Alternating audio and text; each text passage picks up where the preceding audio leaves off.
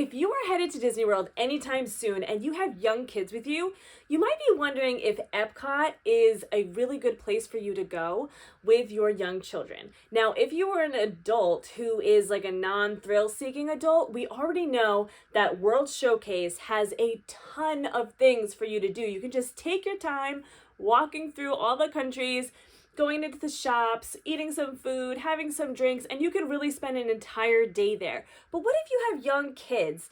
Is it really worth going to Epcot if you have young kids who don't meet any height requirements? So we are going to go into everything that Epcot has to offer and why I personally think that Epcot is a really great park for those young kids. But before we get into it, I did just want to introduce myself in case you're new here. I'm Allison, and here at my channel, I love to make all different kinds of Disney World content, as well as some vlogs from our own family vacations. So if that's content that you love to see, definitely hit that red subscribe button and let's get into the video. So in this video, I'm going to go over all the things, all the rides and attractions that don't have any height requirements. So let's go into what your young kids can do here at Epcot. So when we first go in, we're going to be in World Celebration. And right when you walk in, you're going to see Spaceship Earth, which is that huge golf ball looking thing right in Epcot. This is actually a ride. It's a slow moving dark ride that kind of goes around and up through Spaceship Earth, and during that time it's telling you stories throughout history. So is it good for little kids who don't meet a height requirement? Technically, yes, they can go on this ride, but I am going to be here to tell you that there's a good chance that they might get really bored on this ride, and it's also long.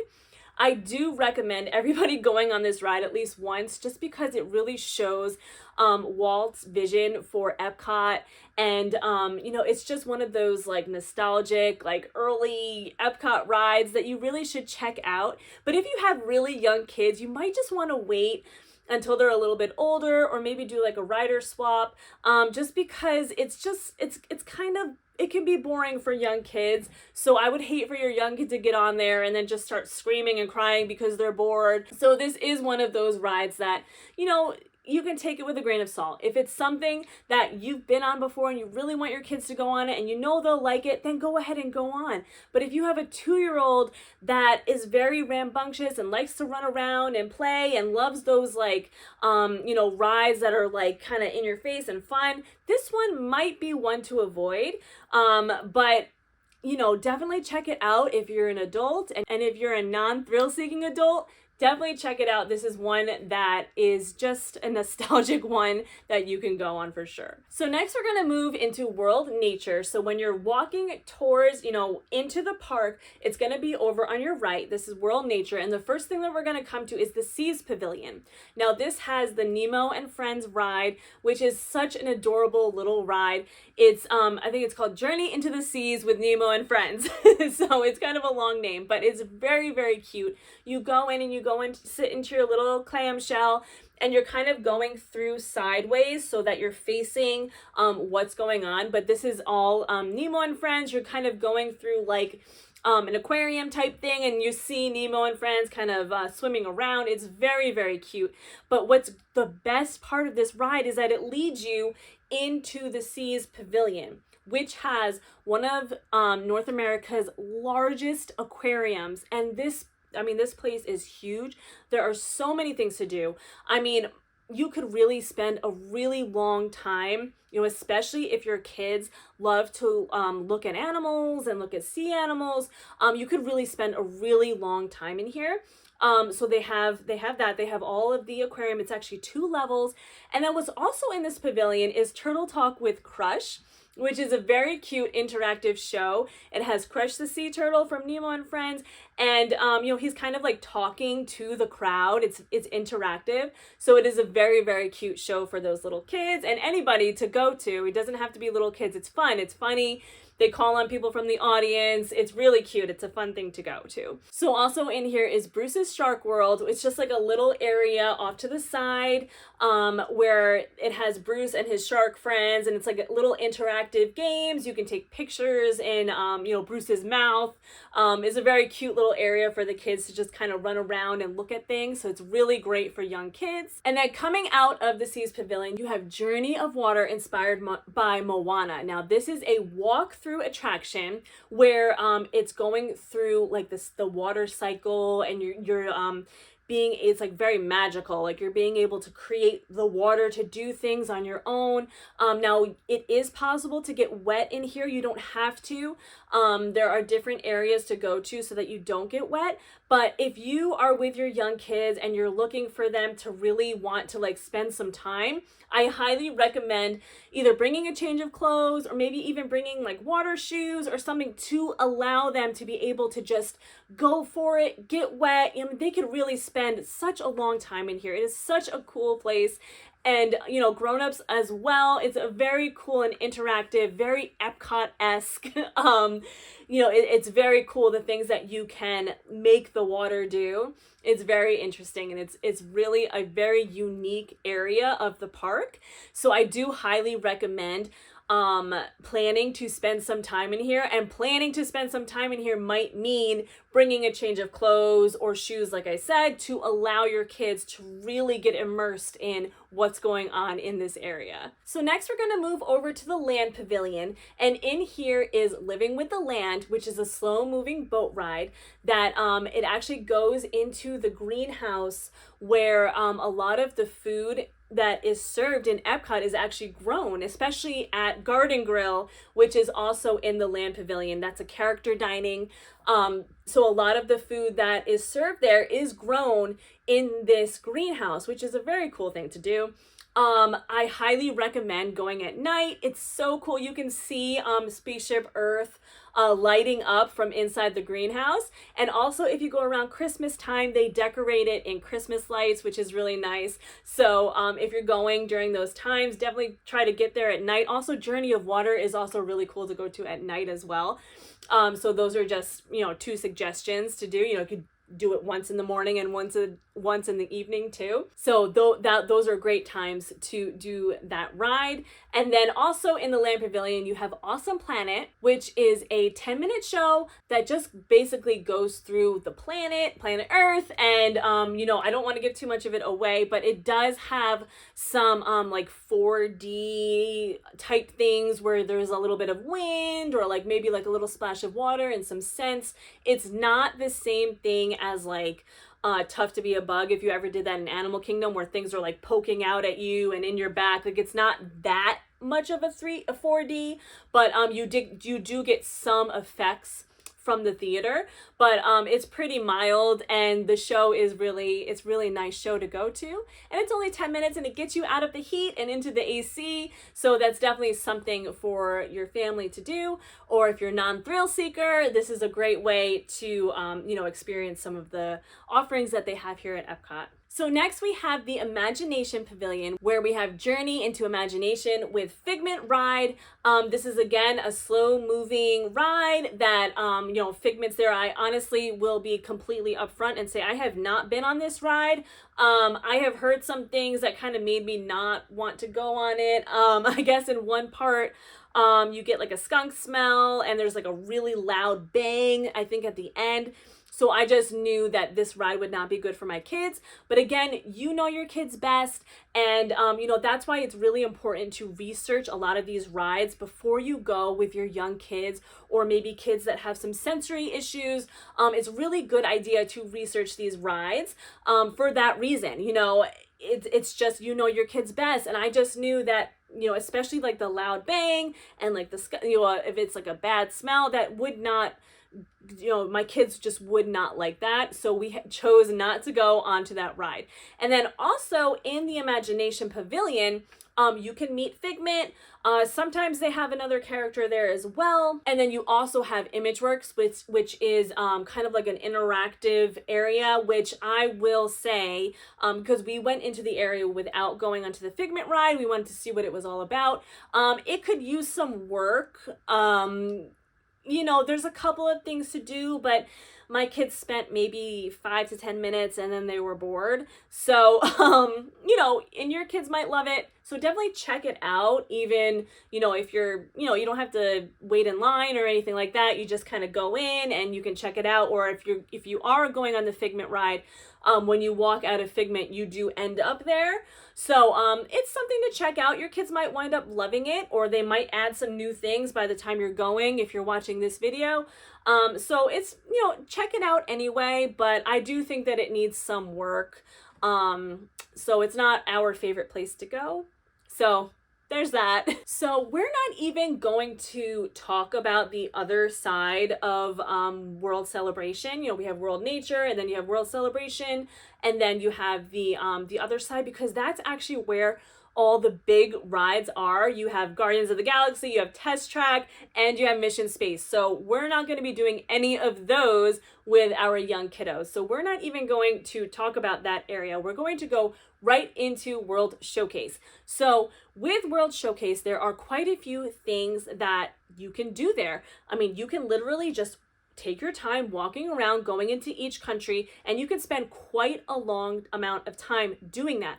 But there are other things that you can do along the way that will keep your young kids entertained, because let's face it, kids can get a little bored just kind of walking around and shopping, and it's different when you have young kids. So there are a few things that they have specifically for young kids. So to start off, they have KidCot, which are these little stations at each country. And when you go to the, they call them fun stops. When you go to each one, you're going to get a little like activity card that tells you about the country. You might get a little like token or a little souvenir that has some stuff about the country on it that you can take home with you. If you went to Disney World as a kid, like when I went in the 90s, we had, they gave you like little passport books, and every time you went to a country, you would get like a stamp, and stuff like that. So it's the same idea, but they're giving you a card and something else for the country, and usually the cast member that is stationed at that fun stop will give you some information. You can ask them questions. It might be fun to ask them how to say certain things in their language. That would be pretty educational for your kids as well as fun. So they do have these KidCot stops.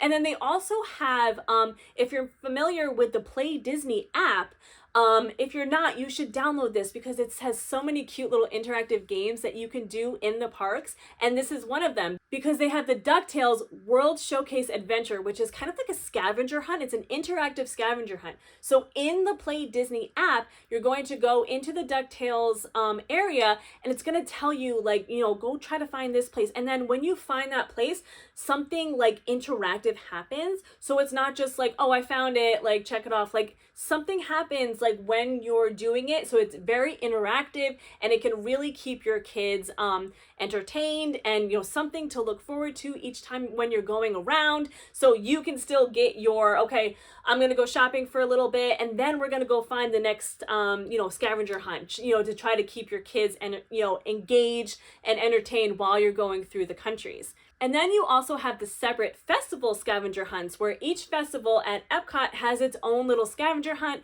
You during the winter, you might have to find Olaf, little Olafs. I know during the Food and Wine last year when we were there, you had to find Remy's. So, they always have little interactive things to do with the festival, but these can change. They can change with each year. So I'm not really going to go into what each one of them does, because it can change. But each festival will have their own little thing to do, and each festival also has interactive things for everyone to do. They have during the Food and Wine, they had the cheese scavenger hunt where, you know, you go and if you eat 5 certain types of cheeses, you get a special prize. They have the cookie one during the holidays. So each festival has its own little interactive game that you can do as an adult or as a kid as well. So that is another thing for your non-thrill-seeking adults to have this interactive game that you can do as well. So that makes it a lot of fun as you're going through Epcot. So as you can see, I'm in a different outfit. My camera decided not to film the rest of the video that I filmed from this point on for whatever reason. Lesson learned to me to always check after I'm done filming as opposed to finishing up and going to edit. And that's when I realized that this footage wasn't filmed. So different day, different outfit, but let's get on with the rest of the video. So now we're going to head into the countries in World Showcase that have their own rides and attractions that you can do while you're there. So we're going to first start in Mexico, and they have the Grand Fiesta Tour starring the Three Caballeros, which is a nice little boat ride, that slow-moving boat ride that goes through the little areas. Very cute, you know, short little ride. So they have that. And then moving into Norway is where they have Frozen Ever After. So this is another boat ride that is themed to Frozen, but this one is another one of those, like, yes, it doesn't have a height requirement, but there are some things to know about it if you are going to take your young children or if you are a non-thrill-seeking adult. It does go backwards at one point, and it also has a little drop, kind of similar to like Pirates of the Caribbean, like a little drop. But it is good to know. But people bring their babies on this ride, you know, like, again, I say this all the time, but you know your kids best and whether this would be a good choice for them. So that is the ride in Norway. And then we're going to move into China, which has Reflections of China, which is a movie, and it's one of those like Circle Vision 360 movies where, like, if you're familiar with like an IMAX, where the screen kind of like surrounds you. The screen is not floor to ceiling, like huge like IMAX is, but it has that same, like, you know, it circles around you so you can sit in the little theater and be able to like look at different areas to see like a full perspective of the video. So it's just a nice little video to get you out of the heat and into the AC. If your kids need a little bit of a break. It's just about like a 12-minute film. So that's in China. And next we're going to move into the American Pavilion, where they have Voices of Liberty, which is an a cappella group in the hall. So the what do they call it? It's like the sounds are amplified because of the way that the building is. So they're like in the center, and it's supposed to take place like Pioneer, I think it's like Pilgrim outfit, not Pilgrim. It's old-fashioned. Maybe I'll put up a picture here of the dress that they're in. But it's a really nice 15-minute performance, and during the holiday season, they also do some special like holiday songs. So this is a really nice one, and it's also one that you can kind of just like go in for a few minutes, and if your kids are not liking it, you can very easily leave. That's what a lot of the little like shows and movies in Epcot are like that, where you can just kind of like come and go as you want. And, you don't have to like wait in a line or anything like that to go see them. Definitely check your My Disney Experience app for a lot of the show times of these, especially like Voices of Liberty. And the next one, which is American Adventure, which is an animatronic show. I would try to say, think of like Hall of Presidents kind of vibe, where they're going to go throughout pivotal moments in history. And so that one is also, I don't know if that one is where you can kind of come and go as the other ones are. This one might be more of like you wait and see the film and then leave, more like a Hall of Presidents type. But definitely check My Disney Experience app to see the show times for those ones. Next, we're going to move into France, where they have Remy's Ratatouille Adventure, which is another, little car ride where you're in like a little rat, that's supposed to be like Remy, and you're going through the ride. And it's one of those ones that has like screens around, and like that's kind of like you're moving around into the different screens, and you're supposed to be like shrunken down into the size of Remy. And so you can have the 3D glasses on. If your kids don't like 3D glasses, they can keep it off. It doesn't really mess with, they can still see what's going on. But this is a really good one for young kids. Something to keep in mind with this one is the line can get really, really, really long for this. So if you're not doing lightning lane, definitely try to rope drop it. If you're doing lightning lane, try to make that, one of your first picks, because they do sell out. And, it's kind of one of those ones that are hard to get once you're already in the park. It's hard to find a new lightning lane for that. So if you had to choose between Frozen and Remy as like a tier 1, if you're doing lightning lane, I'd highly recommend choosing Remy as your tier 1, and then Frozen can usually pop up like throughout the day. So that could be one that you can snag. It's very hard to snag a Remy. I mean, it can happen, but definitely if that's one that you really want to go on, definitely snag that one as your top tier choice if you're doing Lightning Lane Multipass. So then France also has a Beauty and the Beast sing-along, which is, it's a little show. It's like a 15-minute show where they put it together. It's hosted by Mrs. Potts, and it's exactly what it says. It's a sing-along to all the songs that are in Beauty and the Beast. So if you have a Beauty and the Beast fan, this one is a great one to go to. And last up, we have Canada, which has Canada Far and Wide, which is very similar to the movie that's shown in China, where it's the, the Circle Vision 360 with the screens that go all the way around. It's another one where you can just kind of come and go, but it's a good way to get out of the heat, get into some AC, take a break. So that's it for the rides and attractions that are throughout World Showcase. But I just want to emphasize how much you can really explore and go into in all of these countries, even the ones that don't have rides and attractions. Just, allow your kids to walk and check things out. You can really spend a really good amount of time just walking around World Showcase and doing all those little interactive things that are available. So with that being said, I really do believe that Epcot is such a great park for young kids and non-thrill seekers. So many people just kind of write off Epcot because they don't really know all the little things that you can do. I mean, they even have a couple of playgrounds that are placed throughout, usually more like up in the front of the park, even just like a playground that your kids can go play around in. This is really a great park to kind of just like slow down, take your time, let your kids wander and explore. It's not go, go, go, go, go, which honestly makes it really great because you can go, go, go in Magic Kingdom, and then the next day you can kind of take it easy in Epcot and still have all these little interactive things to go to. So I do really recommend bringing your young kids to Epcot. I think you will have an amazing time. So that is the end of this video. I really hope you enjoyed it, and go ahead and give me a thumbs up if it helped you out in any way. And next video coming up is going to be about Hollywood Studios. So definitely subscribe if you haven't already. And until next time.